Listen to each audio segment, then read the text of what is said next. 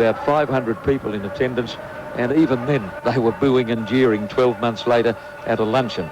Of course, by then they'd have partaken in some imbibement which might have triggered their passions a little bit more. Okay, now Ron Quinton's up behind the starting gates, and he's right alongside some of these big race jockeys. We might go to Ron and see what he's got to say.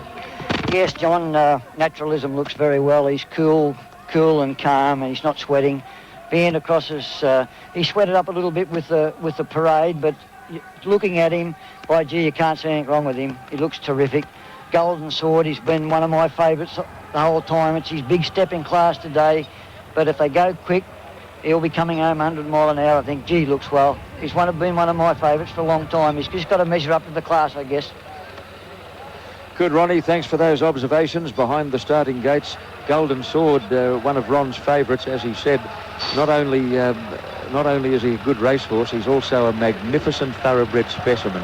Almost impossible to pick a fault with him. I don't think you could. I think the most discerning eye would be flat out finding anything wrong with Golden Sword as far as thoroughbred conformation is concerned. Palace Reign's the horse right up close to the camera there in those very bright royal blue and white stripes. Vianda Cross goes in alongside of him, and the orange colours belong to the Phantom Chance. Now, there's Golden Sword. Isn't he a good sort? Beautiful horse in bright yellow and red colours, about to be taken up into line by young Stephen King, and he's not overawed by a big occasion. This is the boy that won the Caulfield Melbourne Cup double 2 years ago on Let's Elope. Now, Never Under Charge, one of Bart Cummings' team, has moved up into line, the rider being Greg Hall today. Ran second to Golden Sword in the two-rack handicap a fortnight back. A Slight Chance, the little black mare with the white blaze, is moving up towards the outside of the field. And Kiwi Golfer, with Bruce Compton on board, is the last one to square up. And they're ready for dispatch in the 1993 WS Cox Plate. They're off. Oh, Vianda Cross took a backward step. He missed the kick a length or more. The Phantom Chance bounced out in front of Solvit, going straight to the lead. Kiwi Golfer crossing to be second. Slight Chance has got right across to the fence in third place. Oh, she got a lucky break there. Followed closely by Palace Rain on the inside of the Phantom Chance as they race past the judge, and then Naturalism on the outside of Vianda Cross. Further back in the field came Never Under Charge, and Golden Sword on the outside is last of all. They're going a pretty good gallop as they go over the crossing at the mile, and Solvit has kicked away to lead by 3 lengths to Kiwi Golfer. About 3 to Slight Chance, being joined on the outside by Palace Rain. 2.5 to the Phantom Chance, a length to Naturalism, and a half away Vianda Cross, followed by Golden Sword and Never Under Charge last of all. Up to the top turn they go at the 1200 mark in the Cox Plate, and Solvit is bowling along at a good clip, led by 3 to Kiwi Golfer, 3 to Palace Rain, nearly a length away Slight Chance, a length and a half to the Phantom Chance. Naturalism next on the outside of Vianda Cross, and the last couple of Golden Sword and Never Under Charge at the 1000 mark, and they're going a cracking gallop. The leader is Solvit by 3 lengths to Kiwi Golfer, 2.5 to Palace Rain, and then Slight Chance joined on the outside by the Phantom Chance. Naturalism working into it, followed by Vianda Cross, Golden Sword and Never Under Charge last of all.